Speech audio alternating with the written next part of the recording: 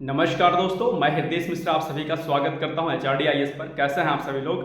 I hope आप सभी लोग अच्छे होंगे और अपनी पढ़ाई को बहुत ही बेहतर ढंग से कर रहे होंगे। देखिए, एक महत्वपूर्ण वीडियो आज आपके लिए है और जिसके लिए आप लोग काफ़ी ज़्यादा परेशान रहते हैं। हालांकि हमने कई वीडियो ऑलरेडी इस पर बनाया हुआ है, लेकिन आज हम लोग थोड़ा सा इस पर डिस्कस कर लेंगे। बहुत ज़्यादा लंबा वीडियो नहीं होगा, तो आप लोग प्लीज़ देखिएगा। और अगर चैनल पर कोई भी नया है तो आपसे रिक्वेस्ट है कि प्लीज़ चैनल को लाइक कर दीजिएगा, सब्सक्राइब कर दीजिएगा, साथ ही साथ में बेल आइकन को प्रेस कर दीजिएगा ताकि कोई भी अपडेट हो सबसे पहले आपको मिलती रहे। तो हम लोग बातें स्टार्ट करें इसके पहले आप लोगों से बस मैं एक छोटी सी रिक्वेस्ट करता हूं कि अपने हौसले को डिगने मत देना, अपने हौसले को गिरने मत देना, लगातार बस पढ़ते रहना।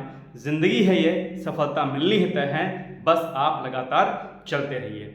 तो चलने का नाम गाड़ी है, चलने का नाम जीवन है। अगर आप संघर्षरत हैं तो निश्चित तौर पर आपको सफलता मिलेगी।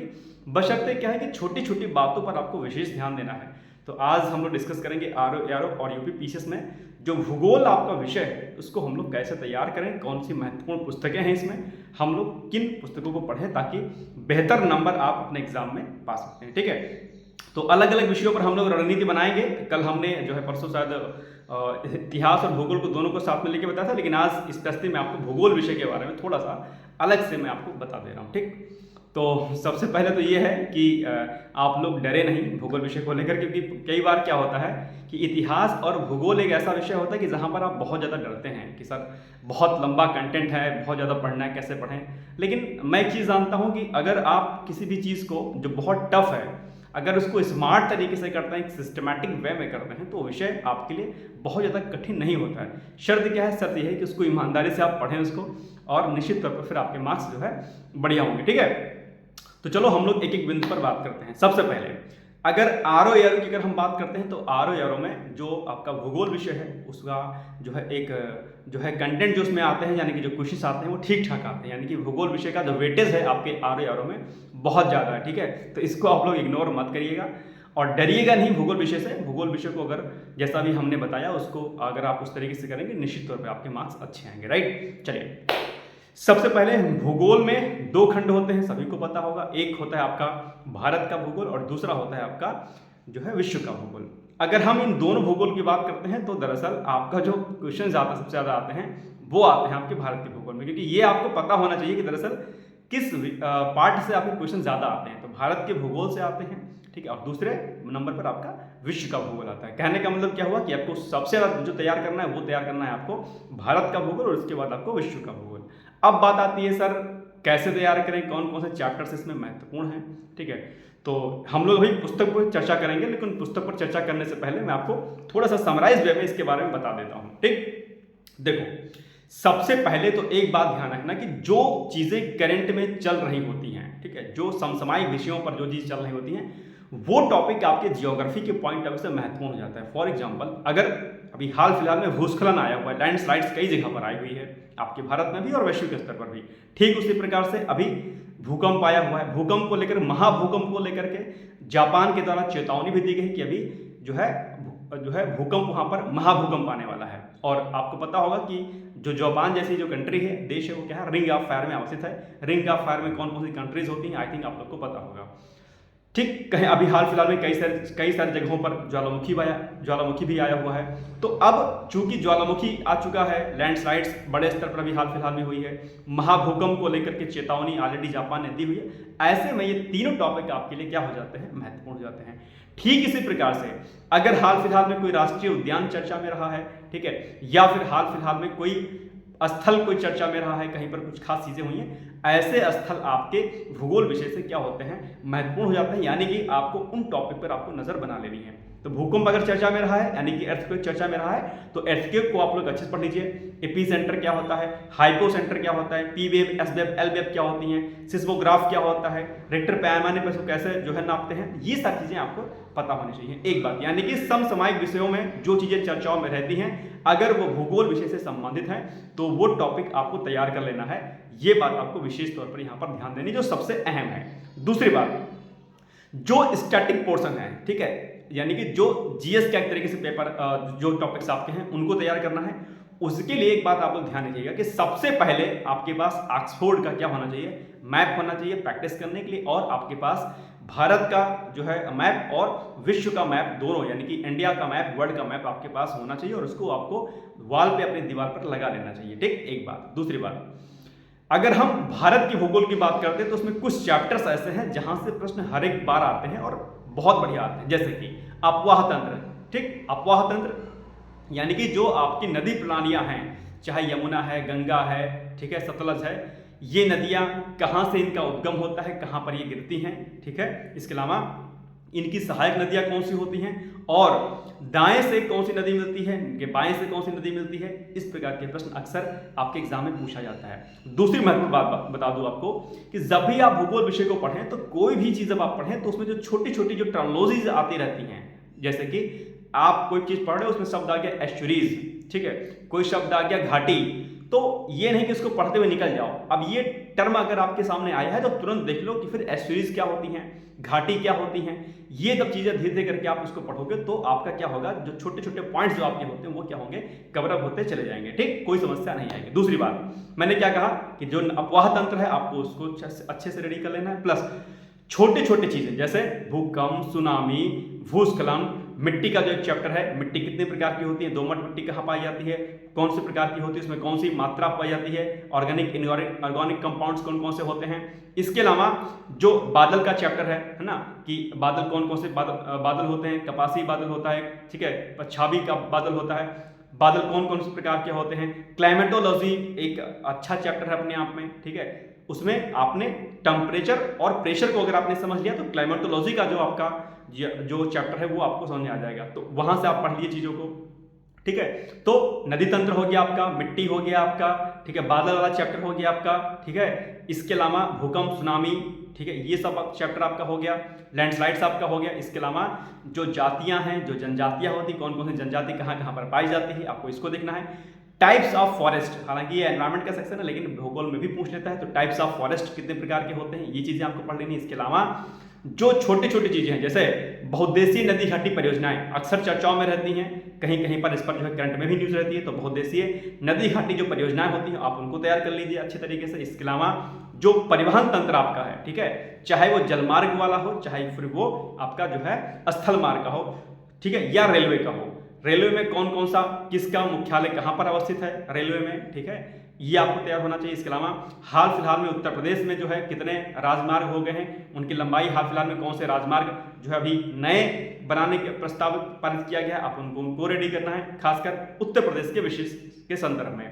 ठीक है, तो ये जो छोटी छोटी जो जानकारियां हैं जहां पर आपको रट्टाफिकेशन करना है, रट्टा मारना है, ऐसी चीजों को आपको तैयार करना है।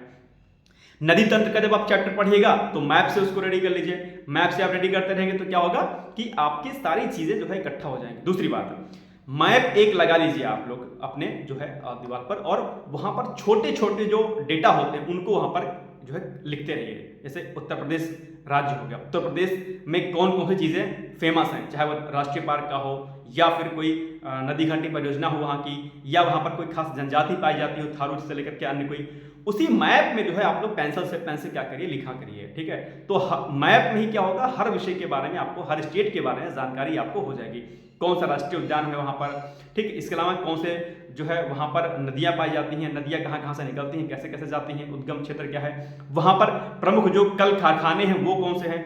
खनिज का चैप्टर अक्सर चर्चाओं में रहता है, तो खनिज के बारे में आप पढ़ लीजिए, कोयला कहां पर पाया जाता है, सबसे ज्यादा मात्रा उसकी कहां पर पाई जाती है, अनाजों में कौन कौन सी मात्रा पाई जाती हैं, और जो है इसके अलावा जो रबी फसल है, खरीफ फसल है, जायद फसल है, अक्सर आपके एग्जाम में पूछा जाता है, और कई बार क्या होता है कि हम उसको गलत करके चले आते हैं। बहुत आसान है, मतलब रबी फसल में कौन कौन सी फसलें आती हैं, जायद में कौन सी आती हैं, ठीक है, और खरीफ में कौन सी आती हैं, तो इनको आपको रेडी कर लेना है। ऐसे बहुत सारे चैप्टर्स हैं जहां पर आपको रट्टाफिकेशन करना है, ऐसे चीजों पर आपको विशेष ध्यान देना है। ठीक है, इसके अलावा अगर और कोई चीज आपको लगती है भारत के भूगोल में तो वो आप उसको रेडी कर लीजिएगा, यानी कि बहुत ज्यादा आपको तैयार कर नहीं करना है, 7, 8, 9 टॉपिक हैं अच्छे वाले जहां से प्रश्न बहुत पूछता है, जो कि मैंने आपको भी जस्ट बताया। ठीक है, चाहे नदी का चैप्टर हो, चाहे भूस्खलन हो, भूकंप हो, ज्वालामुखी हो, सुनामी हो, सुनामियां अक्सर रहती हैं। ठीक है, घास के मैदान बहुत बार पूछता है, घास के मैदान कहाँ कहाँ पर पाए जाते हैं, ठीक है, आप उनको रेडी कर लीजिए। ठीक है, ये सब चीजें जब आप तैयार करेंगे जिनको,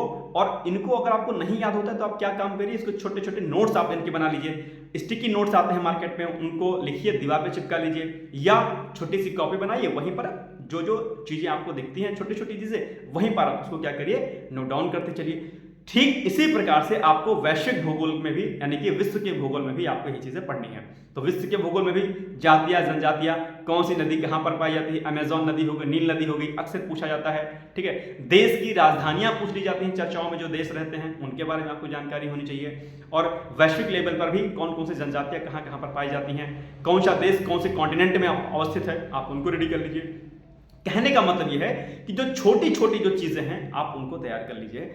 निश्चित तौर पर आपका भूगोल जो है गलत नहीं होगा, लेकिन आपको कोशिश ये करनी है कि आप मैप के माध्यम से पढ़िए, कौन सा खनिज कहां पर पाया जाता है, मैप में ही आप उसको डिनोट कर लीजिए। ठीक है, फसलों का जो क्रम है आप उनको तैयार कर लीजिए, फॉरेस्ट के टाइप आप तैयार कर लीजिए। ठीक है, ये छोटी छोटी जो चीजें हैं वो तैयार करिए। अब जो है एमएसपी किन पे मिली है, हालांकि करंट का टॉपिक है लेकिन ज्योग्राफी से ही संबंधित है, तो एमएसपी किन किन फसलों को मिली है आप उनको रेडी कर लीजिए। तो ऐसे जब आप चीजों को तैयार करेंगे तो पाएंगे कि आपका भूगोल जो है बहुत ज्यादा नहीं टफ है। इसके अलावा आप एक काम करिएगा कि जो लूसेंट आपकी आती है सामान्य अध्ययन की, सामान्य अध्ययन में जो भारत का भूगोल और जो विश्व का भूगोल दिया है उसमें से बहुत फैक्चुअल डेटा आपके लूसेंट में दिए गए हैं। लूसेंट को आप एक काम करिए, पढ़ जाइए। लूसेंट सामान्य अध्ययन की एक आती है और विज्ञान की एक आती है। तो सामान्य अध्ययन की जो लूसेंट आती है उसमें से भूगोल विषय आप अच्छे से कर लीजिएगा। ठीक है, शुक्र को क्या कहते हैं, सूर्य के सबसे नजदीक ग्रह कौन सा है, बड़ा ग्रह कौन सा है, ठीक है, जुड़वा बहनें कौन सी होती हैं, ऐसे कई सारे प्रश्न जो है आपके आते हैं। ठीक है, तो ये सब चीजें जो आप तैयार करेंगे तो आप पाएंगे कि आपका हो गया।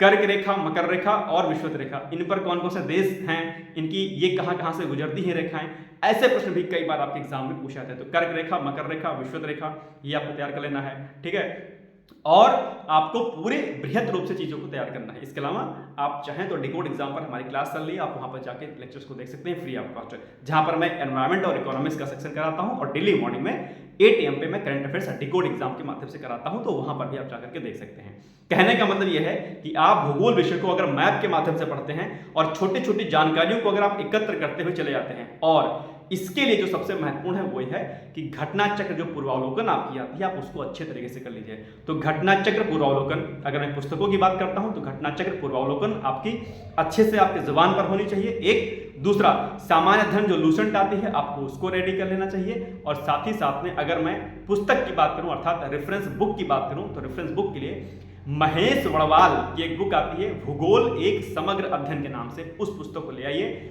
उसमें आपका भारत का भूगोल और विश्व का भूगोल दोनों है। और एक महत्वपूर्ण बात मैं आप यहां पर कह रहा हूं कि अगर आपका बेसिक बहुत वीक है, लगता है कि यार भूगोल विषय तो आपको बिल्कुल समझ नहीं, बेसिक समझ नहीं है, तो आप 6 या 7th क्लास से लेकर के 12th क्लास तक की एनसीईआरटी आप पढ़ लीजिएगा। अभी आपके पास समय है, निश्चित तौर पर अगर आप उसको पढ़ेंगे तो क्या होगा कि आपका जो चैप्टर है वो हो जाएगा, रेडी हो जाएगा। ठीक है, तो एनसीईआरटी पढ़ लीजिएगा। हाँ, अगर आपका बेसिक्स अच्छा है, कोई दिक्कत नहीं है, तो फिर आप काम करिएगा कि एनसीईआरटी में जो 11th क्लास की एनसीईआरटी है और जो 12th क्लास की एनसीईआरटी है इसको जरूर कर लीजिएगा। मतलब करना ही करना है आपको, इसको आप निगलेक्ट मत करिएगा। तो क्या काम करना है आपको भूगोल में, एक आपको घटना चक्र पूर्वावलोकन लगा लेना है। दूसरा, सामान्य अध्ययन जीएस लूसेंट जो आती है उसमें जो फैक्चुअल डेटा है उसको कर लीजिएगा। एनसीईआरटी कम से कम 11th और 12th की, 11th में 2 एनसीईआरटी आती है, 12th में 2 एनसीईआरटी आती है ज्योग्राफी की, उसको कर लीजिएगा। साथ ही साथ में भूगोल एक समग्र अध्ययन के नाम से जो महेश वड़वाल की जो पुस्तक आती है उसको कर लीजिएगा। इससे ज्यादा मत करिएगा। यकीन रखिएगा अगर आपने इतना कर लिया प्लस पीवाईक्यू जगह आपने कर लिया, एक भी प्रश्न आपका भूगोल का गलत नहीं होगा। हाँ, भूगोल में थोड़ा सा आपको रट्टा मारना पड़ेगा, रट्टाफिकेशन करना पड़ेगा। ठीक है, तो ये चीजें हैं। बाकी जो क्लाइमेटोलॉजी वाला पोर्शन है उसको आप लोग अच्छे से तरीके से कर लीजिएगा।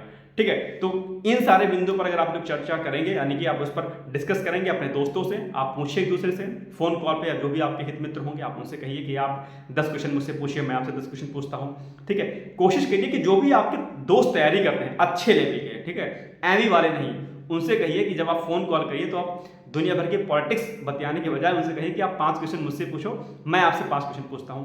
और शर्म को साइड कर दो। ये मत सोचो कि सामने वाले ने पूछा मुझसे, मैं नहीं बता पाया तो ये क्या सोचेगा मेरे बारे में, ऐसा नहीं सोचना है आपको। आप कहिए कि आप मुझसे 5 क्वेश्चन 10 क्वेश्चन पूछिए, मैं आपसे 5 क्वेश्चन 10 क्वेश्चन पूछता हूं। तो इस तरीके से आप करिए, निश्चित तौर पर आपको याद हो जाएगा। और मैप लगाइए, छोटे छोटे स्टिकी नोट्स में डेटा को अपने नोट करिए, चिपका दीजिए, डेली सुबह उठिए, मैप को एक बार देखिए, पूरा का पूरा भूगोल आपके हाथ में आ जाएगा। टेंशन आपको लेने की आवश्यकता बिल्कुल भी नहीं है। हाँ, बाकी किसी टॉपिक में अगर आपको कोई समस्या आती है तो आप क्या करिए, मुझे कमेंट बॉक्स में कर दीजिए, उस टॉपिक को मैं आपको समझा दूंगा या पढ़ा दूंगा। अभी चूंकि अभी मेरे पास व्हाइट बोर्ड नहीं है, अभी यहाँ पे मैं शिफ्ट हुआ हूँ अलग दूसरी जगह पर, तो बट जैसे ही 2-4 दिन में वो बोर्ड आता है, मैं आपको वहाँ पर सारे विषयों पर आपकी जो बेसिक चीज़ें होती हैं मैं आपको वहाँ पर बता दिया करूँगा, राइट। तो ये कुछ चीज़ें हो गई जो मुझे आपसे बतानी थी। भूगोल को लेकर के डरना नहीं है, बस जितनी चीज़ें मैंने आपसे कही हैं आप उनको रेडी कर लीजिए। जो पुस्तकें हमने आपको बताई हैं, घटनाचक्र, लूसेंट, एनसीईआरटी 11-12 की, और क्या कहते हैं इसके साथ साथ में जो पुस्तक हमने बताई महेश जोड़वाल की, इतना आप करिएगा, यकीन मानिएगा आपका भूगोल गलत नहीं होगा, एक भी प्रश्न नहीं गलत होगा, ठीक है। तो ये हो गई हमारी भूगोल की थोड़ी सी छोटी सी रणनीति। आई होप आपको वीडियो अच्छा लगा होगा। अगर चैनल पर आप नए हैं तो प्लीज़ वीडियो को लाइक कर दीजिएगा, शेयर कर दीजिएगा, ताकि कोई भी अपडेट हो आपको मिलती रहे, यानी कि बेल आइकन को प्रेस करने के साथ ही साथ में, राइट। तो बाकी कोई समस्या होती है कमेंट बॉक्स में करिएगा। हाँ, अगर आपको मुझसे बात करनी है तो टेलीग्राम का लिंक ऑलरेडी डिस्क्रिप्शन बॉक्स में दिया गया है, आप वहाँ पर जाइए और वहाँ से आप टेलीग्राम के माध्यम से आप मुझसे जुड़ सकते हैं, व्हाट्सएप पे जुड़ सकते हैं, कॉल पे जुड़ सकते हैं। मुझसे कोई भी समस्या हो, मतलब मुझसे क्या, आपकी अपनी कोई समस्या हो तो आप वहाँ पर मुझसे बात कर सकते हैं, ठीक है। बाकी मस्त रहिए, व्यस्त रहिए। मुझे यकीन है कि आप बहुत मेहनत कर रहे हैं और आप सफल भी होंगे, ऐसा मुझे पूरा का पूरा भरोसा है। और मुझे आपका चयन चाहिए, उसके लिए मैं आपके साथ हूँ, भरोसा रखिएगा, है ना। बस अपनी हिम्मत को जो है डिगने मत दीजिएगा, लगातार सकारात्मकता के साथ पढ़ाई करिएगा। Consistency and positivity is the key of success. मैं अक्सर कहता हूँ, मैं फिर से कह रहा हूँ कि लगातार पढ़ाई करते रहिए, सकारात्मक रहिए, आपको सफलता निश्चित तौर पर मिलेगी, ठीक है। तो फिर मिलते हैं कल एक नए विषय के साथ, एक नई विषय की स्ट्रैटेजी के साथ। तब तक आप लोग पढ़ते रहिए, मस्त रहिए। All the best. Thank you so much. Bye bye, take care.